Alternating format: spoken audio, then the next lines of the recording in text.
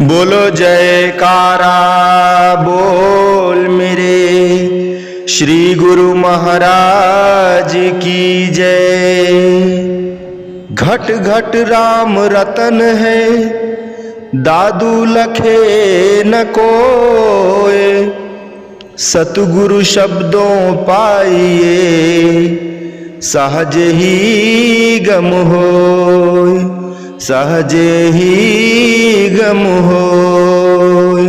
बोलो जयकारा बोल मेरे श्री गुरु महाराज की जय।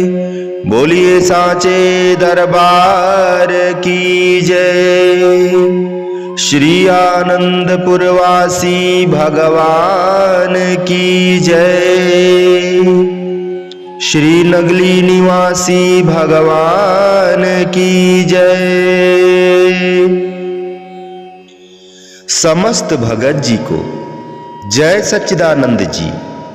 भगत जी इस चैनल को सब्सक्राइब कीजिए, वीडियो को भी लाइक कीजिए और वीडियो को ज्यादा से ज्यादा गुरुमुखों के पास शेयर कीजिए, ताकि यह भक्तिमय सत्संग समस्त गुरुमुख जन तक पहुंच सके और सभी गुरुमुख इस सत्संग को सुनकर जीवन में लाभ प्राप्त कर सके।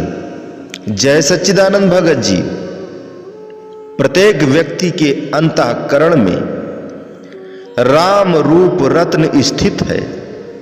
प्रत्येक व्यक्ति के अंतःकरण में राम रूप रत्न स्थित है, किंतु गुरु ज्ञान के बिना कोई भी अज्ञानी उसे नहीं देख सकता। सद्गुरु के शब्दों का वह ज्ञान है जो शिष्य सेवक के मन में उस राम के स्वरूप को सहज ही प्रकट कर देता है। इस प्रकार जिज्ञासु जन तो राम को प्राप्त कर लेते हैं और अज्ञानी बाहर ही भटकते रहते हैं। श्री वशिष्ठ जी कहते हैं, राघव तुम्हारा मन उत्तम गुणों से परिपूर्ण है। तुम हमारे योग शिष्य हो और प्रश्न करने का ढंग भी तुम्हें भली भांति ज्ञात है। तुम कही हुई बात को विशेष रूप से समझ लेते हो, इसीलिए मैं आदर पूर्वक तुम्हें उपदेश देने को उद्यत हुआ हूं।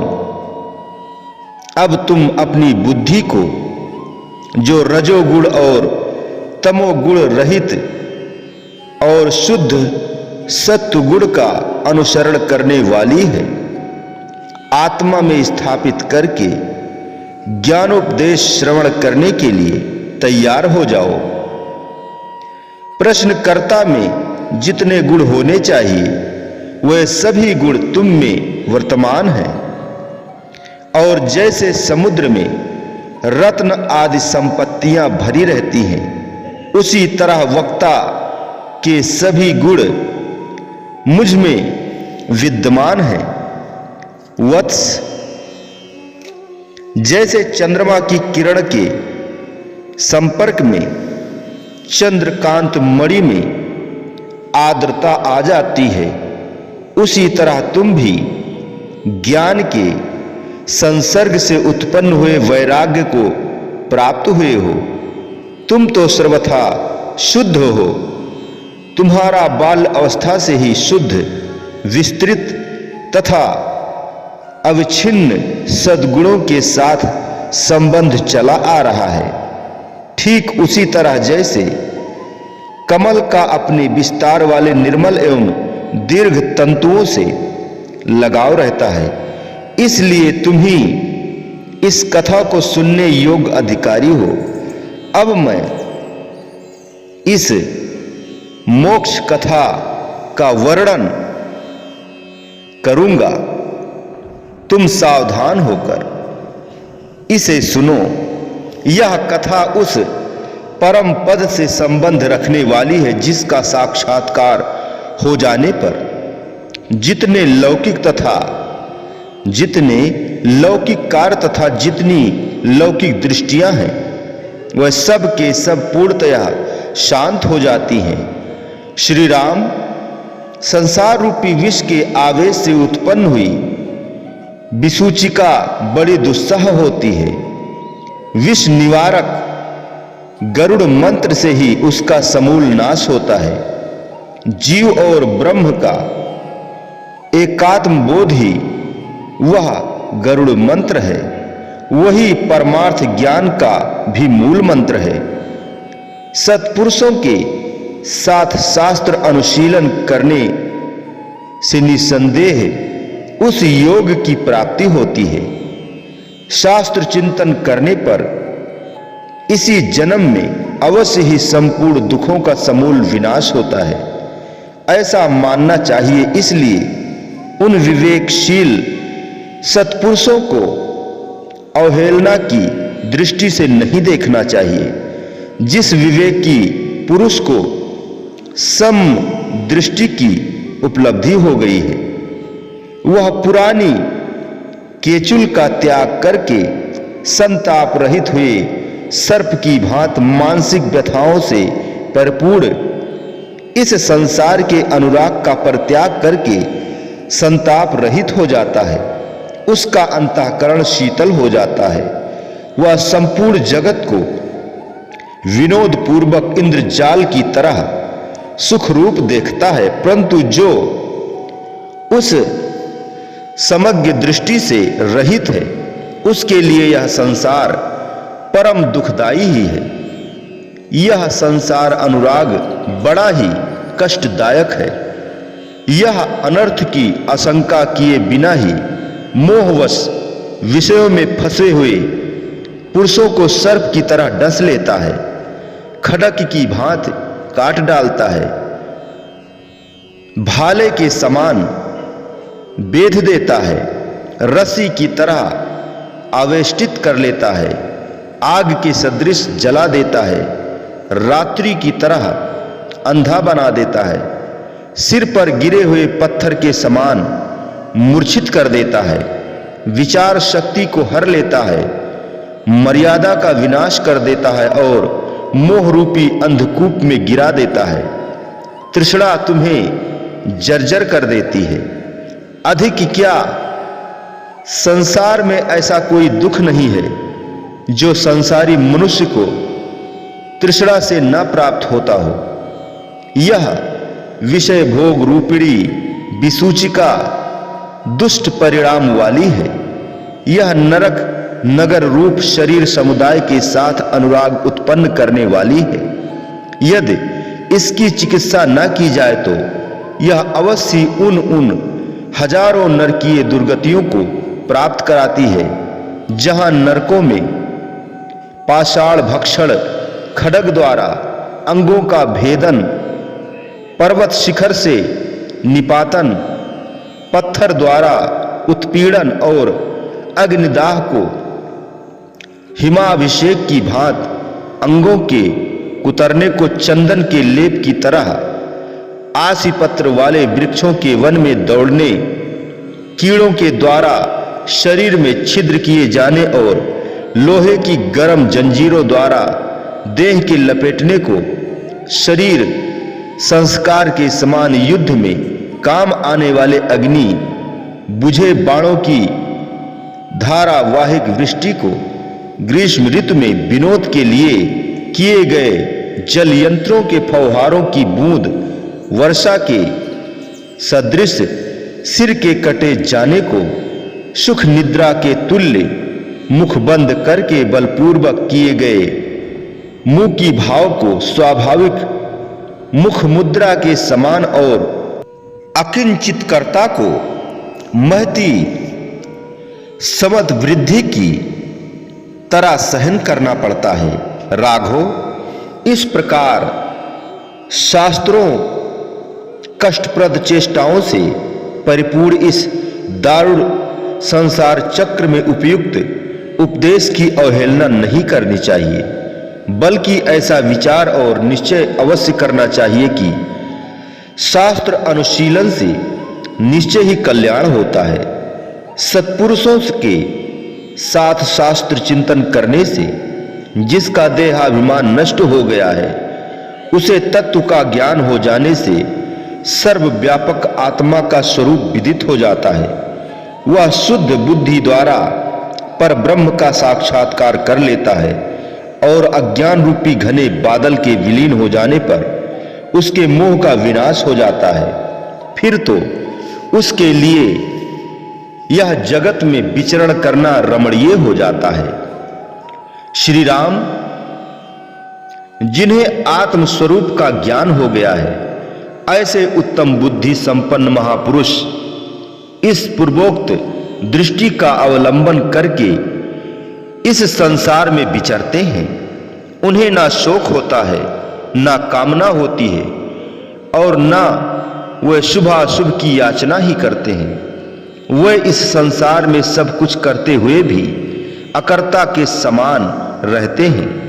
वह है और उपदेय के पक्षपात से रहित होकर अपने आत्मा में स्थित रहते हैं, पवित्रता से रहते हैं और सत्शास्त्रों में प्रतिपादित स्वच्छ कर्म करते हुए सन्मार्ग पर चलते हैं।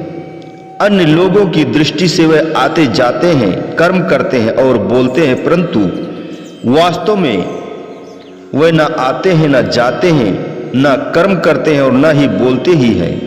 क्योंकि परमानंद स्वरूप परमात्मा को प्राप्त हुआ पुरुष न तो इंद्रजाल रूप माइक कार्य करता है और न सांसारिक वासनाओं के पीछे ही दौड़ता है। वह बालकों की सी भ्रम मूलक चपलता का परित्याग करके पूर्व कथित परमात्मा के स्वरूप में ही सदा विराजमान रहता है। इस प्रकार की स्थितियां आत्म तत्व के साक्षात्कार के अतिरिक्त अन्य उपाय से नहीं उपलब्ध होती। इसलिए पुरुषों को चाहिए कि वह जीवन पर्यंत आत्मा की खोज करे, उसी की उपासना करे और उसी का यथार्थ ज्ञान प्राप्त करे। इसके अतिरिक्त उसके लिए और कोई कर्तव्य नहीं है। जिस पुरुष को अपने अनुभव, शास्त्र वचन और गुरु के उपदेश की एक वाक्यता का निश्चय हो गया है, वह निरंतर किए गए उपयुक्त अभ्यास के द्वारा परमात्मा का साक्षात्कार कर लेता है। चाहे भारी से भारी आपत्ति क्यों ना आ पड़े, परंतु जो शास्त्र और उसके अर्थ की अवहेलना करने वाले तथा तत्वज्ञानी महापुरुषों की अवज्ञा करने वाले हैं, ऐसे मूर्खों का अनुकरण कभी नहीं करना चाहिए। क्योंकि भूतल पर मनुष्यों को जितना कष्ट अपने शरीर में स्थित अकेली मूर्खता से प्राप्त होता है, उतना दुख शारीरिक क्लेश, विष, आपत्ति और मानसिक व्यथाएं नहीं दे सकती। जिनकी बुद्धि कुछ भी उत्तम संस्कारों से संस्कृत हो चुकी है, उनकी मूर्खता का विनाश करने में जैसा यह शास्त्र समर्थ है, वैसा अन्य कोई शास्त्र नहीं है।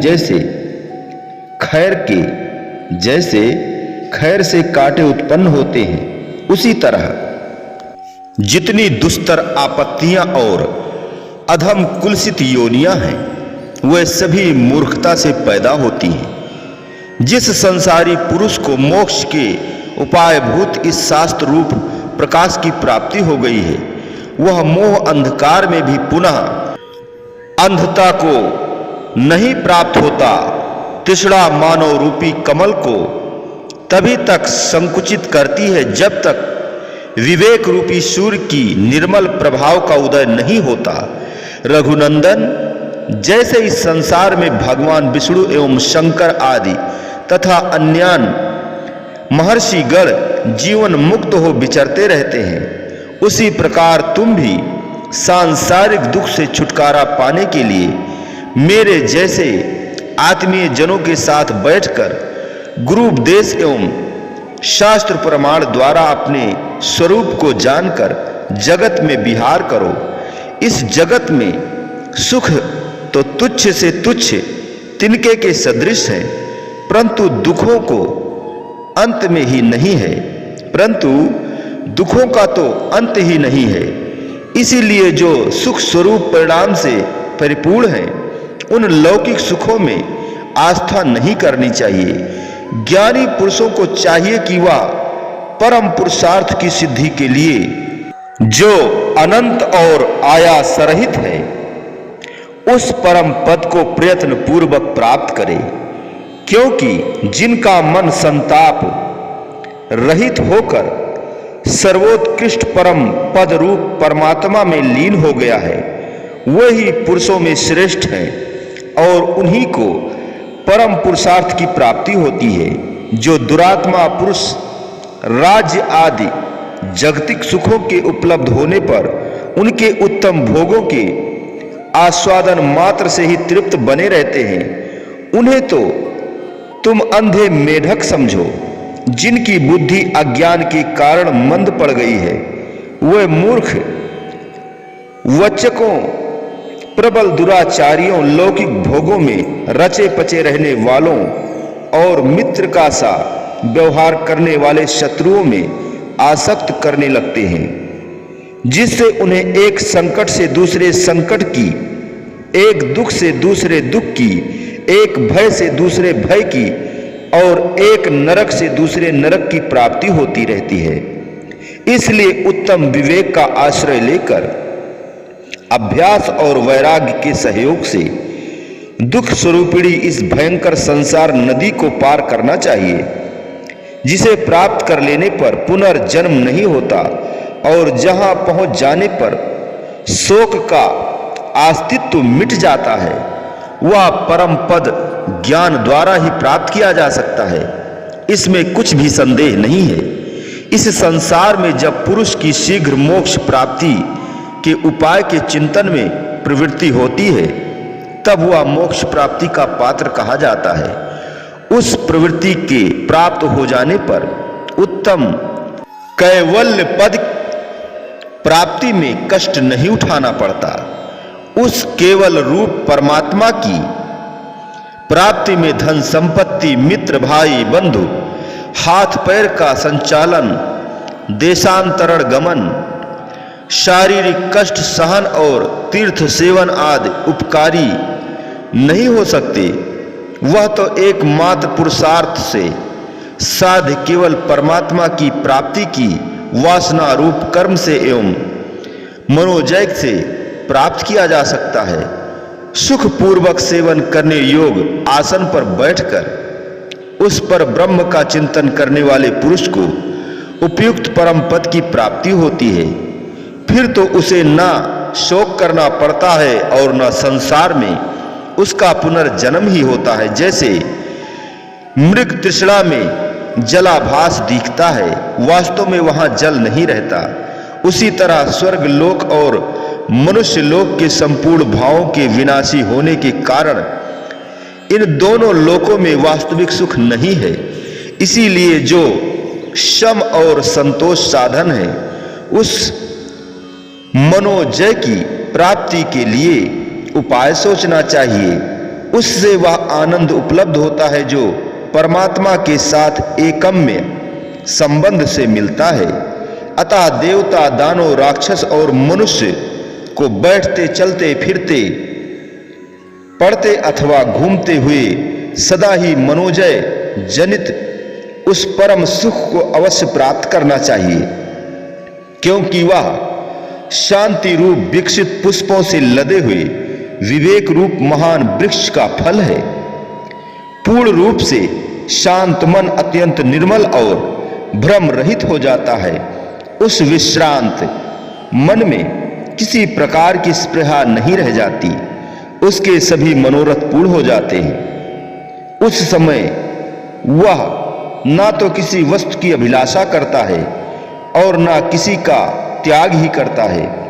हे राघव, अब मोक्ष द्वार पर स्थित रहने वाले इन द्वारपालों को क्रमशः सुनो, जिनमें से एक के प्रति भी प्रीत हो जाने से मोक्ष द्वार में प्रविष्ट होने का अधिकार प्राप्त हो जाता है। शम मंगलमय, शांतिदायक तथा भ्रम का निराकरण करने वाला है। शम से परम कल्याण की प्राप्ति होती है और शम ही परम पद है। शम की प्राप्ति से पूर्णतया तृप्त हुए जिस पुरुष का चित्त सम विभूषित होने के कारण शीतल एवं निर्मल हो गया है, उसका शत्रु भी मित्र बन जाता है। जैसे चंद्रोदय होने से क्षीर सागर की शुभ्रता बढ़ जाती है, उसी प्रकार जिनका चित्त शम रूपी चंद्रमा से भली भांति शोभित हो गया है, उनकी परम शुद्धता की अभिवृद्धि होती है। जिनके कलंक रहित मुख चंद्र में शम की शोभित होती है, वह अपने गुण रूप सौंदर्य से दूसरे की इंद्रियों को वश में कर लेते हैं तथा वही कुलीन शिरोमणि एवं वंदनीय है। त्रिलोकी की राजलक्ष्मी भी वैसा आनंद नहीं प्रदान कर सकती जैसी आनंददायिनी साम्राज्य संपत्ति के सदृश सम विभूतियां होती हैं। लोक में जितने दुख, जितनी दुस्साह तृष्णाएं और जितनी दुखदायिनी मानसिक व्यथाएं हैं, वह सब शांति चित्त वाले पुरुष के निकट जाकर वैसे ही विलीन हो जाती हैं जैसे सूर्य की किरणों के संपर्क से अंधकार का विनाश हो जाता है। शम परायण पुरुष के दर्शन से समस्त प्राणियों का मन जैसा आह्लादपूर्ण एवं प्रसन्न होता है, वैसा चंद्रमा के दर्शन से नहीं होता। इस जगत में जैसे अपनी माता पर सभी का विश्वास रहता है, उसी प्रकार समयुक्त पुरुष पर दुरात्मा अथवा धर्मात्मा सभी प्राणी विश्वास करते हैं। इसीलिए कुलभूषण राम, तुम भी अपने मन को जो समस्त शारीरिक क्लेशों तथा मानसिक व्यथाओं से कंपित और तृष्णा रूपी रस्सी से आबद्ध है, शम रूपी अमृत के अभिषेक से प्राकृष्ट करो, क्योंकि जो समनिष्ठ है उस पुरुष से पिशाच, राक्षस, दैत्य, शत्रु, व्याघ्र अथवा सर्प कोई भी द्वेष नहीं करते। जिनके समस्त अंग उत्कृष्ट शम रूपी अमृत कवच से भली भांति सुरक्षित है, उसे दुख उसी प्रकार पीड़ा नहीं पहुंचा सकते जैसे बाण हीरे को बेधने में असमर्थ होते हैं। निर्मल तथा सम विभूषित सम बुद्धि पुरुष की जैसी शोभा होती है, वह शोभा अंतःपुर में विराजमान राजा को भी नसीब नहीं होती। सम युक्त अंतःकरण वाले पुरुष का दर्शन करने से मनुष्य जो शांति प्राप्त होती है, मनुष्य को जो शांति प्राप्त होती है, वह प्राणों से भी अधिक प्रिय स्वजन के मिलने से भी उपलब्ध नहीं होती। इस लोक में जो सम से सुशोभित तथा लोगों द्वारा प्रशंसित समवृत्ति से सबके साथ उत्तम बर्ताव करता है, उसी का जीवन सार्थक है। इसके विपरीत का जीवन तो निरर्थक ही है।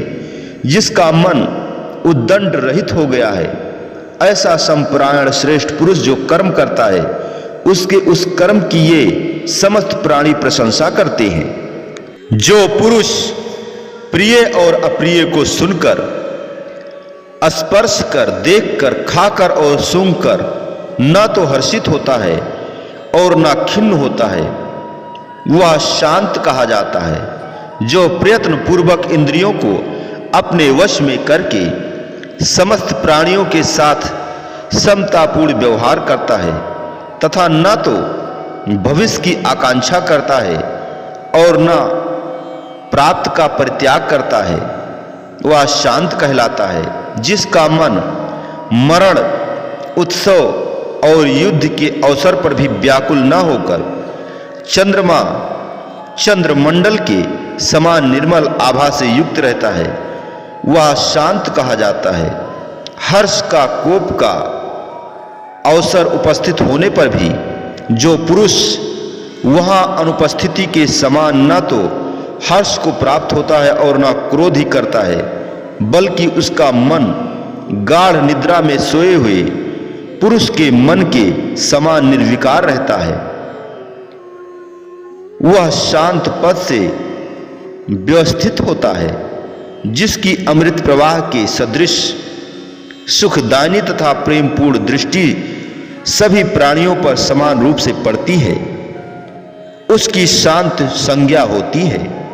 जिसका अंतःकरण शीतल हो गया है एवं जिसकी बुद्धि मोहाच्छन्न नहीं होता, जिसकी बुद्धि मोहाच्छन्न नहीं है तथा जो लौकिक विषयों के साथ व्यवहार करता हुआ भी उनमें आसक्त नहीं होता, उसे लोग शांत कहते हैं। सम्यक प्रकार व्यवहार करते हुए भी जिस पुरुष की बुद्धि आकाश के सदृश निर्विकार रहती है, राग द्वेष रूप कलंक से लिप्त नहीं होती, उसे शांत कहा जाता है। तपस्वियों, विद्वानों, याचकों, नरेशों, बलवानों और गुणियों के समुदाय में समयुक्त पुरुष की ही विशेष शोभा होती है। जिन गुणशाली महापुरुषों का मन सम में आसक्त हो गया है, उनके चित्त से निवृत्ति का उदय होता है।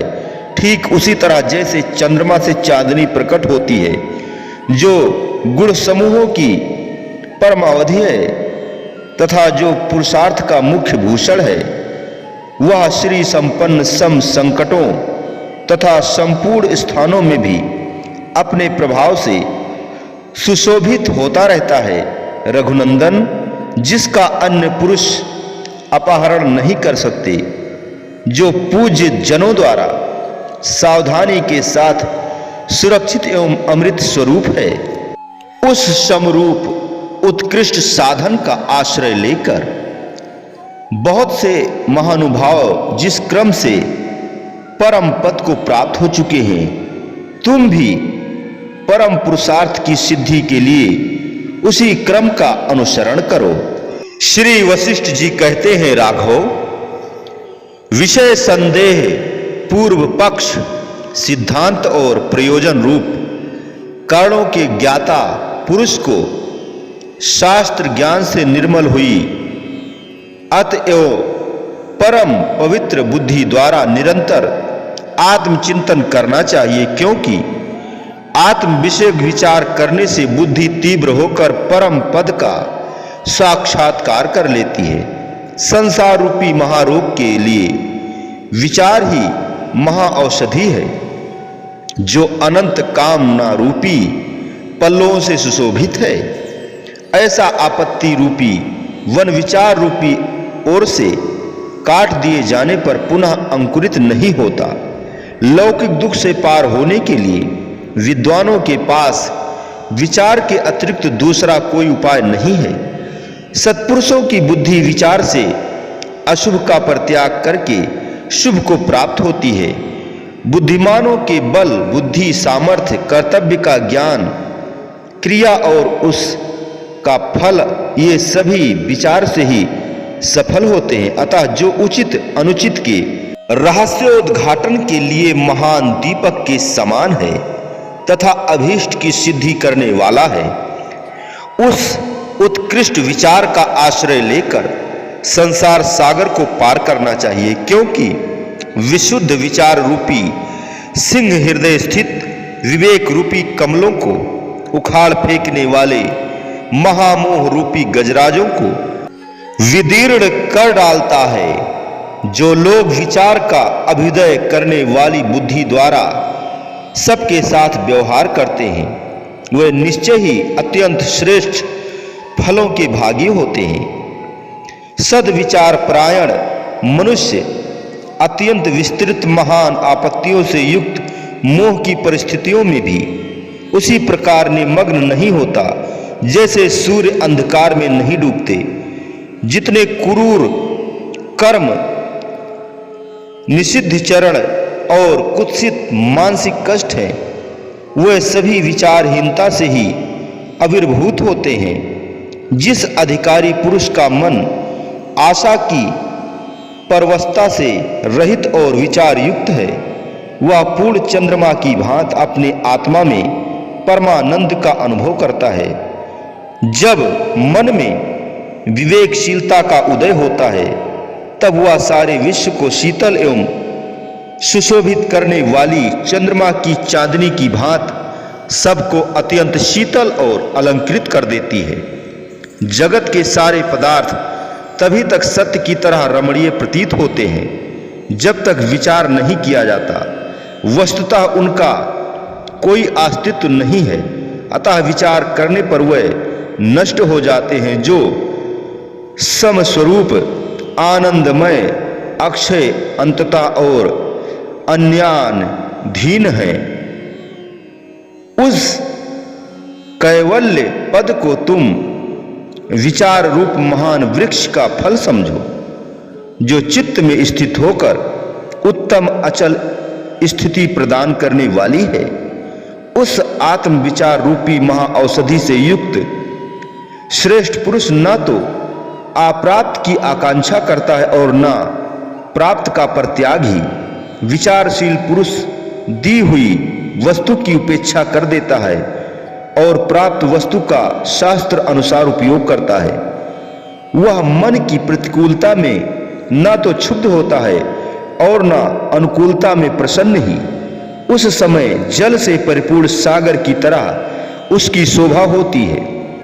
इस प्रकार जिन उदाराशय महात्मा योगियों का मन पूर्ण काम हो गया है, वे जीवन मुक्त होकर इस जगत में विचरण करते हैं। बुद्धिमान पुरुषों को आपत्ति काल में भी मैं कौन हूं, यह संसार किसका है, यूं उसके प्रतिकार के लिए प्रयत्न पूर्वक विचार करना चाहिए। जैसे रात्रि में भूतल पर पदार्थों का ज्ञान दीप से होता है, उसी प्रकार परमात्म स्वरूप में स्थित प्राप्त करने के लिए वेद वेदांत के सिद्धांतों की स्थितियों का निर्णय विचार द्वारा होता है।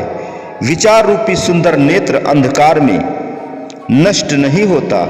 उग्र तेजस्वी सूर्य आदि की ओर देखने पर भी उसकी ज्योति प्रतिहित नहीं होती और वह व्यवधान युक्त पदार्थों को भी देख लेता है। यह विचार चमत्कृत परमात्मयी आदरणीयता और परमानंद एकमात्र साधिका है। अतः एक क्षण के लिए भी इसका परित्याग नहीं करना चाहिए। जैसे पक जाने के कारण मधुर रस से परिपूर्ण आम का फल सबके लिए रुचिकर होता है, उसी तरह उत्तम विचार से युक्त पुरुष सामान्य जनों की तो बात ही क्या, महापुरुषों के लिए भी आदरणीय हो जाता है। विचार द्वारा जिनकी बुद्धि विशुद्ध हो गई है और विचार से ही जिन्हें ज्ञान मार्ग में जाने की युक्ति ज्ञात है, वे मनुष्य नाना प्रकार के दुख रूप गड्ढों में बार बार नहीं गिरते, अर्थात आवागमन से मुक्त हो जाते हैं। सैकड़ों अनर्थों संयोग से जिनका शरीर जर्जर हो गया है तथा जो रोगग्रस्त है, वह वैसा रुदन नहीं करता जैसा वह मूर्ख विलाप करता है, जिसने विचारहीनता से अपने आत्मा का हनन कर दिया है। विचारहीनता सारे अनर्थों का निजी निवास स्थान है। सभी सत्पुरुष उसका तिरस्कार करते हैं और वह सारी दुर्गतियों की चरम सीमा है, अतः उसका परित्याग कर देना चाहिए। विचार पूर्वक स्वयं ही अपनी बुद्धि द्वारा अपने मन को वश में करके मोहमय संसार से अपने मन रूपी मृग का उद्धार करना चाहिए। मैं कौन हूं और यह संसार नामक दोष मेरे निकट कैसे आ गया, इस विषय में न्यायपूर्वक किया गया अनुसंधान विचार कहलाता है। रघुनंदन, इस जगत में सत्य के ग्रहण और असत्य के त्याग की बुद्धि से संपन्न पुरुषों को विचार करके बिना उत्तम तत्व का कुछ भी ज्ञान नहीं होता। विचार से ही तत्व का ज्ञान होता है। तत्व ज्ञान से मन की निश्चलता प्राप्त होती है और मन के शांत हो जाने से संपूर्ण दुखों का सर्वथा विनाश हो जाता है। भूतल पर सभी लोग अस्पष्ट विचार दृष्टि से ही समस्त कर्मों की सफलता लाभ करते हैं तथा उत्तम परमात्म साक्षात्कारता भी विचार से ही उपलब्ध होती है। इसीलिए श्री राम समाधि साधन संपन्न तुम्हें उपयुक्त विचारशीलता रुचिकर होनी चाहिए। परम तपराम संतोष ही परम श्रेय है और संतोष परम सुख भी कहा जाता है। संतोष युक्त पुरुष परम विश्राम को प्राप्त होता है, जो संतोष रूपी ऐश्वर्य के सुख से संपन्न है तथा जिनका चित्त निरंतर विश्राम पूर्ण रहता है। ऐसे शांत पुरुष को विशाल साम्राज्य भी पुराने घास के टुकड़े के समान प्रतीत होता है। श्री राम, संतोष युक्त बुद्धि संसार की विषम परिस्थितियों में भी न तो उद्विग्न होती है और न ही कभी उसका विनाश होता है। जो शांत पुरुष संतोष मृत के पान से पूर्णता तृप्त हो चुके हैं, उनके लिए यह अपरिमित भोग संपत्ति विष सी जान पड़ती है। राग आदि दोषों का विनाशक तथा अत्यंत मधुर आस्वादन से युक्त संतोष जैसा सुखद होता है, वैसा सुख ये अमृत रस की लहरियां नहीं दे सकती। जो अप्राप्त वस्तु की आकांक्षा का परित्याग करके प्राप्त हुई वस्तु में संभाव रखने वाला है तथा जिसमें हर्ष शोक के विकार परिलक्षित नहीं होते, वह मनुष्य इस लोक में संतुष्ट कहा जाता है। जब तक मन आत्मा के द्वारा आत्मा में संतुष्ट नहीं हो जाता, तब तक उस मन रूपी गड्ढे से उसी प्रकार आपत्तियां उद्भूत होती रहती हैं, जैसे गड्ढे से लताएं संतोष से शीतल हुआ मन विशुद्ध विज्ञान की दृष्टि से अत्यंत विकास को प्राप्त होता है। ठीक उसी प्रकार जैसे सूर्य की किरणों के संपर्क में सूर्य की किरणों के संपर्क से कमल विकसित हो जाता है, जैसे मलिन दर्पण में मुख की छाया नहीं दिखती, उसी प्रकार आशा की परवस्था से व्याकुल एवं संतोष रहित चित्त में ज्ञान का प्रतिबिंब नहीं पड़ता। जिसका मन शारीरिक तथा मानसिक क्लेशों से मुक्त एवं संतुष्ट है, वह प्राणी दरिद्र होते हुए भी सच्चे साम्राज्य सुख का उपभोग करता है।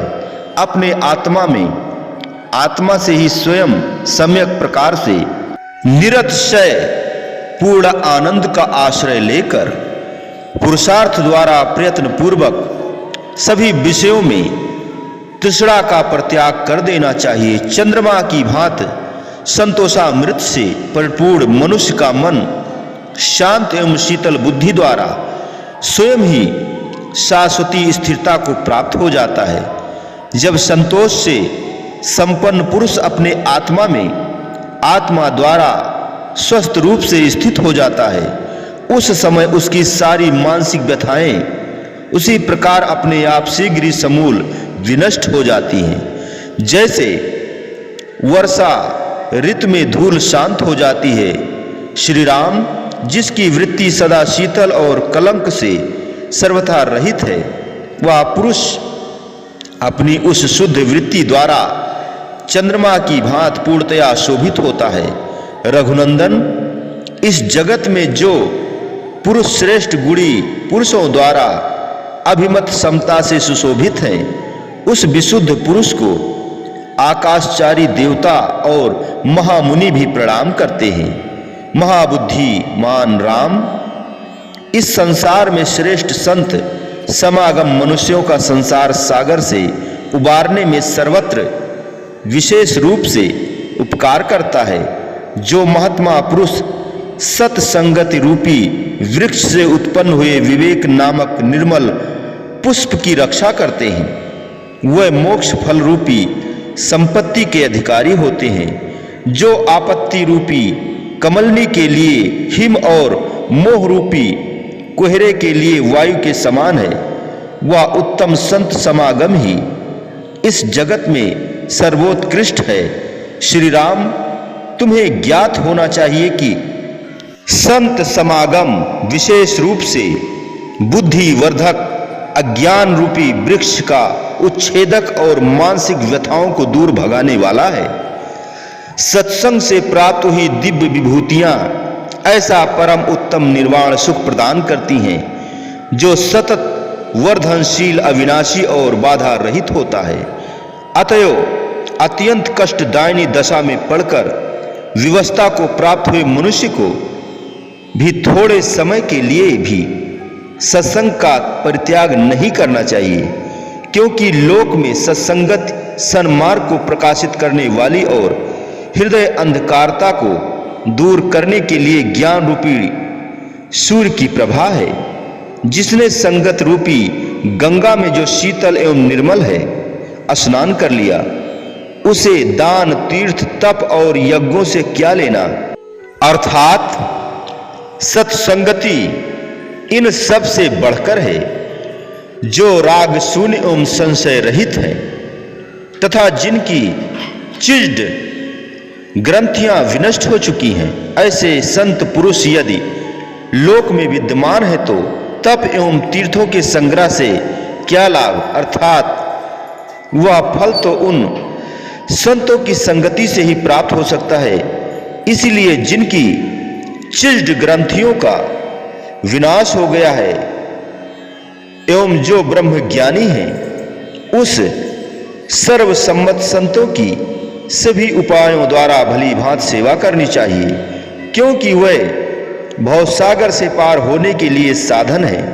किंतु जो लोग नरक अग्नि को बुझाने के लिए मेघ स्वरूप संतों के अवहेलना की दृष्टि से देखते हैं, जो संतों को अवहेलना की दृष्टि से देखते हैं, वह स्वयं उस नरक अग्नि की सूखी लकड़ी बन जाते हैं। संतोष, सत्संगति, विचार और सम, ये ही चारों मनुष्यों के लिए भवसागर से तरने के साधन हैं। इनमें संतोष परम लाभ है, सत्संगति परम गति है, विचार उत्तम ज्ञान है और सम परम उत्कृष्ट सुख है।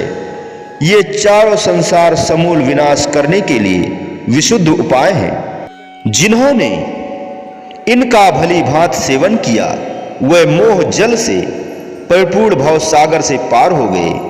बुद्धिमानों में श्रेष्ठ राम इन चारों साधनों में से विशुद्ध प्रकाश वाले एक ही साधन का अभ्यास हो जाने पर शेष तीनों भी अवश्य अभ्यस्त हो जाते हैं, क्योंकि इनमें से एक एक की भी क्रमशः इन चारों की जन्म भूमि है।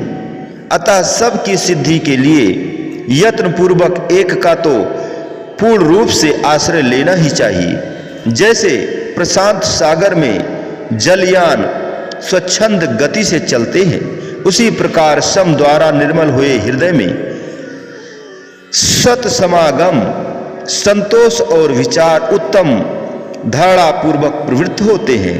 जो प्राणी विचार, संतोष, सम और सत समागम से संपन्न है, उसे दिव्य ज्ञान संपत्तियां उपलब्ध हो जाती हैं। ठीक उसी तरह जैसे कल्प वृक्ष का आश्रय लेने वाले पुरुष को लौकिक संपत्तियां सुलभ होती हैं, पूर्ण चंद्रमा में परिलक्षित हुए सौंदर्य आदि गुणों की तरह विचार, सम, सत समागम और संतोषयुक्त मानव में प्रसाद आदि गुण प्रादुर्भाव हो जाते हैं। जैसे श्रेष्ठ मंत्री गणों से युक्त राजा के पास विजय लक्ष्मी उपस्थित होती है, उसी तरह जिस पुरुष की बुद्धि सत्संग, संतोष, सम और विचार से युक्त होने के कारण उत्तम हो गई है, उसे दिव्य ज्ञान संपत्ति सुलभ हो जाती है। इसलिए रघुनंदन, मनुष्य को चाहिए कि वह पुरुषार्थ से मन को वश में करके इसमें से एक गुण का नित्य यत्न पूर्वक उपार्जन करे, क्योंकि जब तक मनुष्य परम पुरुषार्थ के आश्रय से अपनी चित्त रूपी गजराज को जीतकर हृदय में एक गुण भी धारण नहीं कर लेता, तब तक उत्तम गति की प्राप्ति नहीं हो सकती।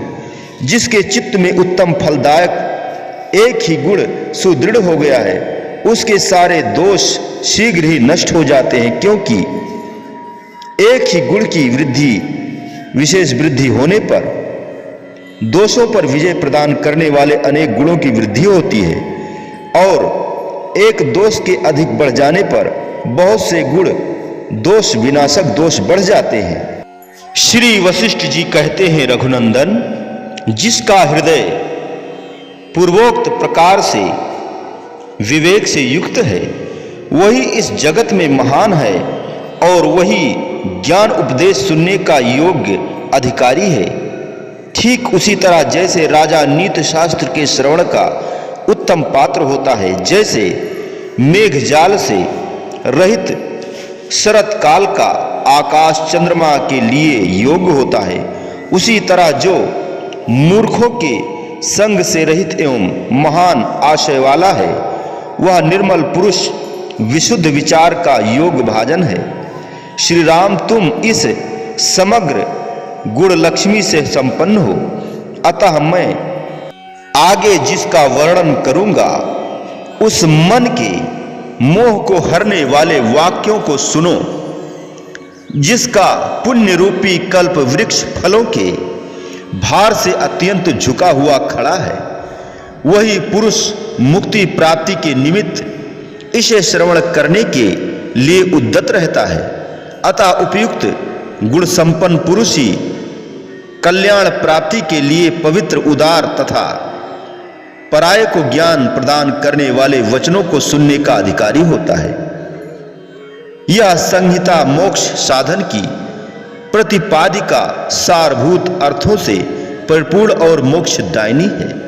इसमें 32,000 श्लोक बताए गए हैं। जैसे गाढ़ निद्रा के वशीभूत हुए पुरुष के सामने दीपक जला दिए जाने पर यद्यपि उसे प्रकाश की कामना नहीं रहती तो भी प्रकाश होता है, उसी प्रकार इस संहिता के परिशीलन से इच्छा न रहने पर भी निर्वाण की प्राप्ति हो जाती है। यह संहिता सम्यक प्रकार से परिशीलन करके जानी गई हो अथवा अन्यान द्वारा वर्णन किए जाने समय सुनी गई हो तो भी पाप ताप की शांति द्वारा सुख की हेतु भूता देव नदी गंगा के समान या अज्ञान के उपशम द्वारा तुरंत सुख प्रदान करती है। जैसे रस्सी का पूर्ण ज्ञान हो जाने से उसमें उत्पन्न हुई सर्प भ्रांति विनष्ट हो जाती है, उसी तरह इस संहिता के सम्यक परिशीलन से संसार दुख शांत हो जाता है। इस संहिता में पृथक पृथक रचे गए 6 प्रकरण हैं जो युक्ति युक्त अर्थ वाले वाक्यों से युक्त और सार सार दृष्टांतों से भरी हुई सूक्तियों से समन्वित है। उनमें पहला प्रकरण वैराग्य नाम से कहा गया है, जिसके अध्ययन से उसी प्रकार विराग की वृद्धि होती है जैसे मरुस्थल में भी जल के सिंचन से वृक्ष बढ़ता है। जैसे मणि के भली भांत मार्जित किए जाने के कारण उत्पन्न हुए प्रकाश से उसमें निर्मलता प्रकट हो जाती है, उसी तरह 1500 श्लोकों से युक्त इस वैराग प्रकरण का विचार करने से विषयों के दोषों का परिज्ञान हो जाने के कारण उत्पन्न हुए विवेक के प्रकाश से हृदय में शुद्धता का उदय हो जाता है। तदंतर मुमुक्ष व्यवहार नामक प्रकरण की रचना की गई है। इस प्रकरण में केवल 1000 श्लोक हैं। युक्तियों से भरा होने के कारण यह अत्यंत सुंदर और इसमें मुमुक्ष पुरुषों के स्वभाव का वर्णन किया गया है। इसके बाद तीसरा उत्पत्ति प्रकरण आता है जो दृष्टांत और आख्यायिकाओं से परिपूर्ण तथा विज्ञान का प्रतिपादक है। उसमें 7000 श्लोक हैं। इस प्रकरण में अहम और त्वम जिसका स्वरूप है एवं जो वास्तव में उत्पन्न न होकर भी प्रकट हुई सी प्रतीत होती है, दृष्टा और दृश्य के भेद से समन्वित उस सांसारिक संपत्ति का वर्णन किया गया है। इस प्रकरण के सुनने पर श्रोता इस संपूर्ण जगत को अपने हृदय में ऐसा समझता है कि यह त्वम और अहम के विस्तार से युक्त लोक पर्वत और आकाश से समन्वित संकल्पमय नगर के तुल्य क्षण ध्वंसी स्वप्न में प्राप्त हुए पदार्थ के समान सत्ता रहित मनोराज की तरह विस्तार वाला अर्थ शून्य होने के कारण गंधर्व नगर के सदृश दो चंद्रमाओं की भ्रांति के समान मृग तृष्णा में जल भ्रांति की तरह नौका के चलने से पर्वत आदि के संचालन भ्रम की भांति चंचल और यथार्थ लाभ से रहित है। तथा जैसे सुवर्ण में कलंक जल में तरंग और आकाश में नीलिमा असत है, वस्तुतः ये क्रमशः अपने अपने अधिष्ठान के ही अंग हैं, उसी तरह यह जगत असत्य होकर भी सत्य रूप से उत्पन्न हुआ है। परमार्थ दृष्टि से तो यह उस विज्ञान रूपी शरत काल के आकाश के समान है जिसका अज्ञान रूपी कोहरा पूर्ण रूप से शांत हो गया है। तत्पश्चात चौथे स्थिति प्रकरण की अवतारणा की गई है। इस प्रकरण में 3000 श्लोक हैं और यह व्याख्यान और आख्यायिकाओं से भरा हुआ है। ब्रह्म ही दृष्टा और दृश्य भाव को स्वीकार करके इस प्रकार जगत रूप एवं अहम रूप से स्थिति को प्राप्त हुआ है, ऐसा इस प्रकरण में कहा गया है। इसी तरह यह जगत भ्रम जो दसों दिशाओं के मंडल की विशालता से देदीप्यमान है और चिरकाल से वृद्धि को प्राप्त होता आया है, यह विषय भी उस प्रकरण में समझाया गया है। तदुपरांत 5वां उपशांति प्रकरण कहा गया है। इसमें 5000 श्लोक हैं। यह परम पावन तथा विविध युक्तियों से युक्त होने के कारण अत्यंत सुंदर है। इस प्रकरण में यह जगत है, यह मैं हूं, यह तुम हो और यह वह है। यो उत्पन्न हुई भ्रांति किस प्रकार पूर्ण रूप से शांत होती है, यह विषय बहुत से श्लोकों द्वारा बताया गया है। उपशम प्रकरण का श्रवण करने से यह संसार प्रायः शांत हो जाता है। श्री वशिष्ठ जी कहते हैं, श्री राम, जिसमें मुमुक्षुओं के व्यवहारों का ही प्रधान रूप वर्णन है, उस मुमुक्ष व्यवहार प्रकरण के बाद अब मैं इस उत्पत्ति प्रकरण का वर्णन करता हूं। जब तक दृश्य जगत की सत्ता है तभी तक यह जन्म मृत्यु रूप संसार का बंधन है। दृश्य का अभाव हो जाने से बंधन कदापि नहीं रह सकता। यह दृश्य जगत जिस प्रकार उत्पन्न होता है वह बता रहा हूं, तुम क्रमशः ध्यान देकर सुनो। संसार में जो उत्पन्न होता है वही वृद्धि एवं क्षय को प्राप्त होता है, वही बंधता और मोक्ष को प्राप्त होता है तथा वही स्वर्ग या नरक में पड़ता है। अपने स्वरूप का बोध न होने से ही बंधन है। इसलिए स्वरूप के बोध के लिए ही मैं आगे बात बता रहा हूं। इससे तुम्हें यह ज्ञात होगा कि यह दृश्य प्रपंच कभी हुआ ही नहीं। उत्पत्ति आदि का संबंध इस दृश्य जगत से ही है, आत्मा से नहीं। आत्मा तो दृश्य की उत्पत्ति से पहले जैसा रहा है वैसा ही उसकी उत्पत्ति के बाद भी है। वह सदा ही एक रस रहता है। जैसे सुसुप्ति में स्वप्न के संसार का अभाव हो जाता है, उसी तरह यह जो समस्त चराचर जगत दिखाई देता है, इसका कल्प के अंत में विनाश हो जाता है। तत्पश्चात निष्क्रिय गंभीर रूप से रहित और अव्यक्त कोई अवर्चनीय सद वस्तु ही शेष रह जाती है। वह तेजस तत्व नहीं है क्योंकि उसके रूप नहीं होता, तथा वह तमोमय भी नहीं है क्योंकि वह स्वयं प्रकाश स्वरूप है। विद्वानों ने व्यवहार निर्वाह के लिए उस सत्य स्वरूप परमात्मा के रित आत्मा परब्रह्म तथा सत्य इत्यादि नाम से उसको कहा है। सोने का बना हुआ कड़ा सोना ही है। उस सोने से कटक शब्द का अर्थ कड़ा जैसे पृथक नहीं किया जा सकता, उसी प्रकार जगत शब्द का जो अर्थ है वह पर ब्रह्म पर ही आधारित है, अतः उससे पृथक नहीं है। जैसे कड़े का स्वरूप स्वर्ण के स्वभाव के ही अंतर्गत है, कड़े के स्वभाव के अंतर्गत नहीं, उसी प्रकार यह दृश्यमान जगत भी अपने परिच्छिन्न स्वभाव को त्याग देने पर ब्रह्म भाव में ही प्रतिष्ठित है। जगत शब्द के अर्थ में नहीं, तात्पर्य यह कि सोने में ही कड़े की कल्पना हुई है, कड़े में नहीं। इसी तरह ब्रह्म में ही जगत की कल्पना हुई है, जगत में नहीं, अतः वह ब्रह्म से भिन्न नहीं है।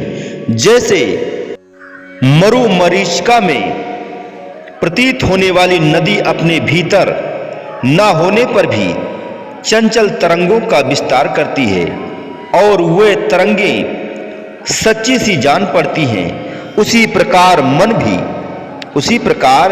मन ही इस जगत रूपी इंद्रजाल की संपत्ति का विस्तार करता है और वह संपत्ति असत्य होने पर भी सत्य सी प्रतीत होती है, जिसके कारण असत वस्तु भी सत्य सी प्रतीत होती है। वह माया है।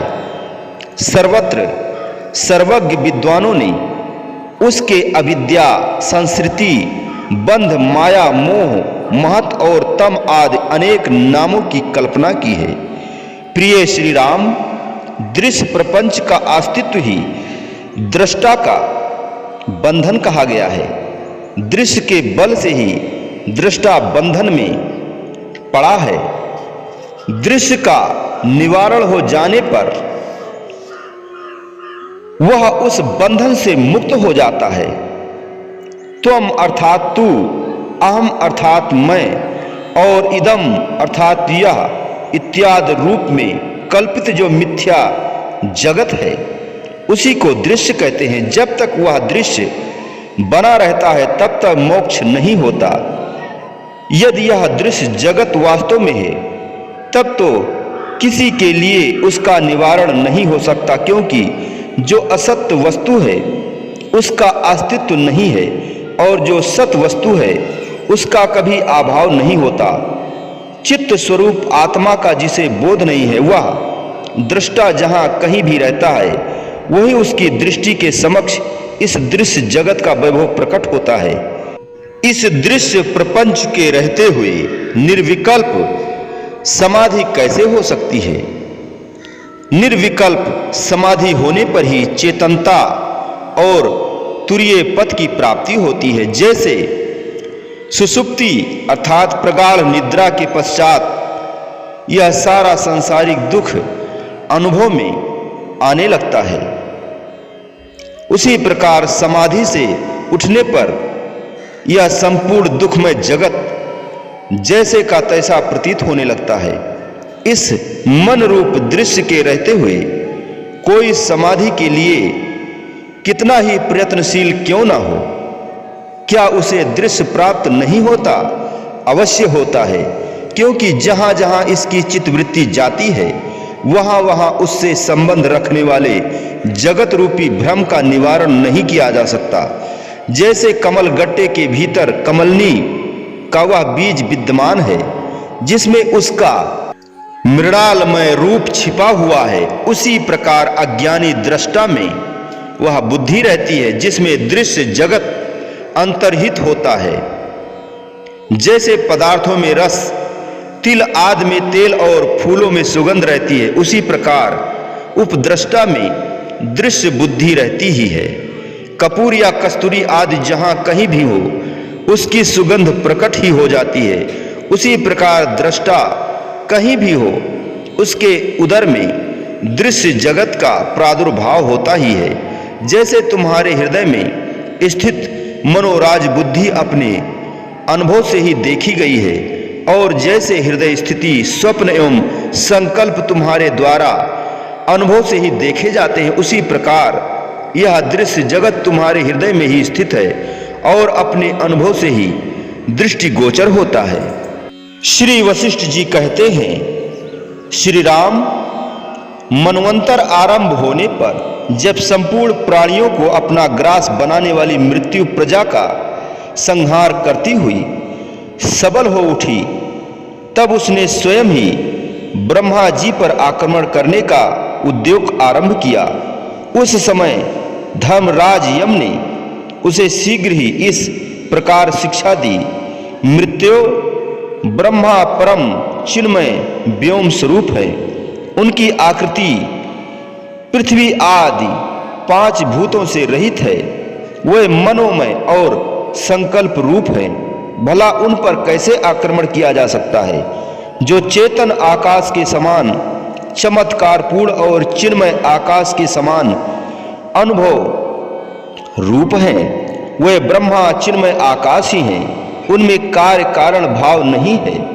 जैसे आकाश में इंद्रनील मणि से बने हुए तथा औंधे रखे हुए महान कड़ाहा का सा आकार पृथ्वी आदि से रहित प्रतीत होता है, और जैसे संकल्प निर्मित पुरुष भी पृथ्वी आदि से रहित ही ज्ञात होता है, उसी प्रकार स्वयंभू ब्रह्मा भी पृथ्वी जल आदि तत्वों से रहित ही भासित होते हैं। केवल अद्वितीय परमात्मा में न दृश्य है और न दृष्टा ही है। यह स्वयं चिन्मात्र स्वरूप है तथा स्वयंभू नाम से प्रकाशित होता है। आदि मध्य और अंत रहित, आदि मध्य और अंत से रहित चिदाकाश रूप अद्वितीय ब्रह्मा ही अपने संकल्प के कारण स्वयंभू ब्रह्मा के नाम से पुरुष अथवा देहधारी सा भासित होता है।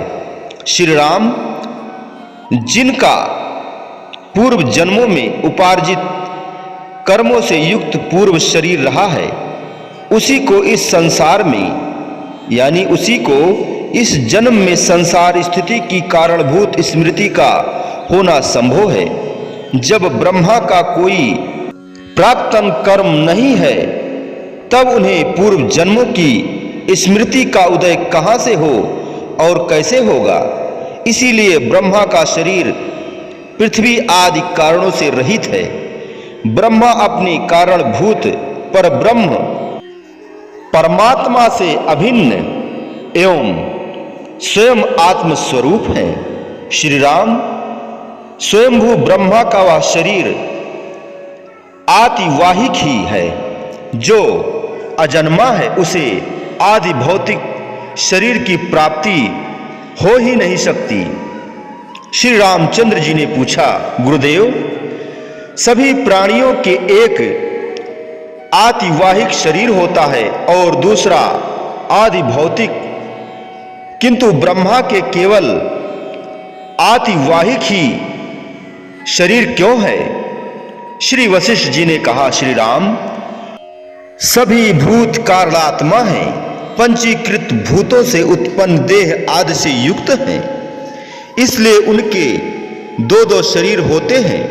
परंतु अजन्मा ब्रह्मा के लिए ऐसा कोई कारण नहीं है, इसलिए उनके एक ही आतिवाहक शरीर है।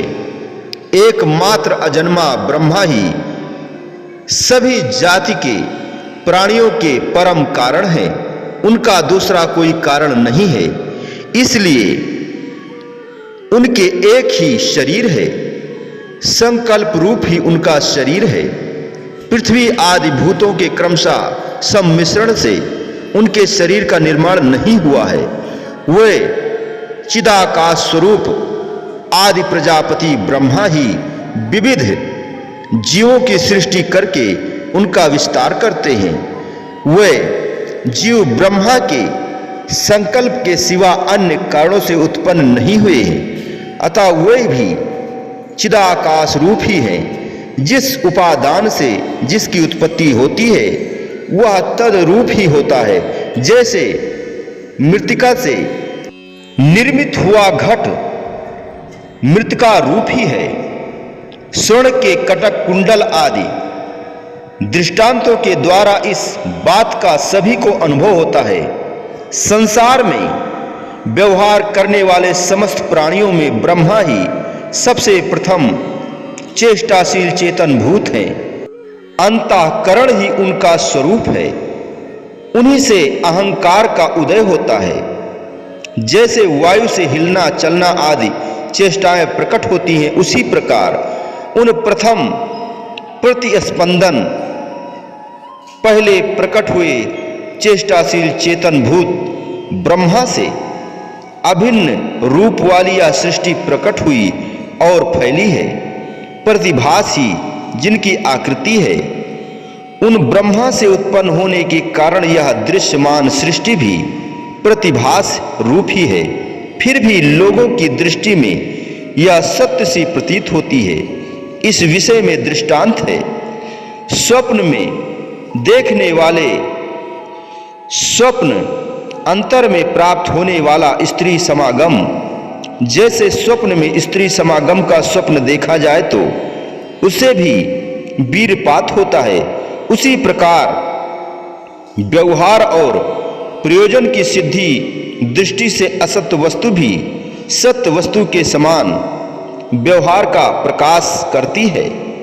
तात्पर्य यह कि स्वप्न में स्त्री का समागम जागृत काल में सर्वथा असत्य सिद्ध होता है, तो भी उसे सत्य के समान कार्य होता देखा जाता है। इसी प्रकार प्रतिभास मात्र शरीर वाले ब्रह्मा से उत्पन्न यह सृष्टि भी यद्यप प्रतिभास रूपा ही है, तथापि सत्य के समान प्रयोजन को सिद्ध करती है। जिनका शरीर पृथ्वी आदि तत्व से नहीं बना है, जो चिदाकाश रूप और निराकार हैं, वे संपूर्ण भूतों के आधिपत्य स्वयंभू ब्रह्मा सा शरीर पुरुष की भांति प्रतीत होते हैं। पृथ्वी आदि तत्वों से शून्य आकार वाले संकल्प पुरुष ब्रह्मा का शरीर चित्त मात्र है, वही तीनों लोकों की स्थिति के कारण है। स्वयंभू ब्रह्मा का यह संकल्प प्राणियों के कर्मों के अनुसार जिस जिस प्रकार से विकास को प्राप्त होता है, चिदाकाश रूप ब्रह्मा उसी प्रकार से प्रतीत होता है। ब्रह्मा मनोमय ही है, पृथ्वी आदि निर्मित नहीं है, इसीलिए उनसे उत्पन्न हुआ यह विश्व भी मनोमय ही है, क्योंकि जो जिससे उत्पन्न होता है वह तद्रूप ही होता है। जैसे सोने का बना हुआ कटक कुंडल आदि सुवर्ण रूप ही होता है। अजन्मा ब्रह्मा के कोई सहकारी कारण नहीं है, सुतरां उनसे उत्पन्न हुए जगत के भी कोई सहकारी कारण नहीं है। अतः यहाँ कारण से कार्य में कोई विचित्रता या विलक्षणता नहीं है। इसलिए जैसे कारण शुद्ध है, वैसे कार्य भी शुद्ध ब्रह्म ही है। यह सिद्धांत स्थिर हुआ। इस जगत के विषय में कार्य कारण भाव की किंचन मात्र भी संगति नहीं है। जैसे पर ब्रह्म है, वैसे ही तीनों लोक है। जल द्रव्य तत्व से अभिन्न ही है। उस अभिन्न रूप जल से जिस तरह द्रव्य तत्व का विस्तार होता है, उसी प्रकार मनोरूपता को प्राप्त हुए ब्रह्मा अपने शुद्ध आत्मा स्वरूप से ही जगत का विस्तार करते हैं। वह जगत उनके विशुद्ध आत्म स्वरूप से भिन्न नहीं है। जैसे ज्ञानियों की दृष्टि में रस्सी में सर्प भाव नहीं है, उसी प्रकार जगत में आदि भौतिकता अर्थात जड़ता नहीं है।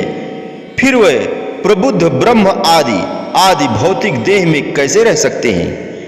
मन ही ब्रह्मा के स्वरूप को प्राप्त हुआ है।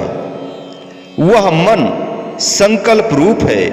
मन अपने ही स्वरूप को विकसित करके इस जगत का निर्माण एवं विस्तार करता है। मन का रूप ब्रह्मा है और ब्रह्मा का रूप मन। इसमें पृथ्वी आदि का प्रवेश नहीं है। मन ने ही परमात्मा में पृथ्वी आदि की कल्पना की है। जैसे कमल गट्टे के अंदर कमलनी अर्थात भावी कमल नाल विद्यमान है, उसी प्रकार मन के भीतर संपूर्ण दृश्य वर्ग स्थित है। मन दृश्य वर्ग और इन दोनों का दृष्टा, इनका कभी किसी ने विवेक नहीं किया। जब तक दृष्टा और दृश्य का विवेक न किया जाए, तब तक अज्ञान का उच्छेद न होने से मन में दृश्य वर्ग की प्रतीत होती ही है। यह दृश्य रूप दुख सत हो तो उसकी कभी शांति हो ही नहीं सकती। और दृश्य की शांति न होने पर ज्ञाता में कैवल्य अर्थात मोक्ष की सिद्धि नहीं हो सकती। दृश्य का अभाव हो जाने पर ज्ञाता में ज्ञात भाव स्थित हो तो भी वह शांति या निवृत्त हो जाता है। वही ज्ञाता का कैवल्य उसका मोक्ष कहा गया है। बोलो जयकारा बोल मेरे श्री गुरु महाराज की जय। बोलिए साचे दरबार की जय। श्री आनंदपुरवासी भगवान की जय। श्री नगली निवासी भगवान की जय। समस्त भगत जी को जय सच्चिदानंद जी, जय सच्चिदानंद जी।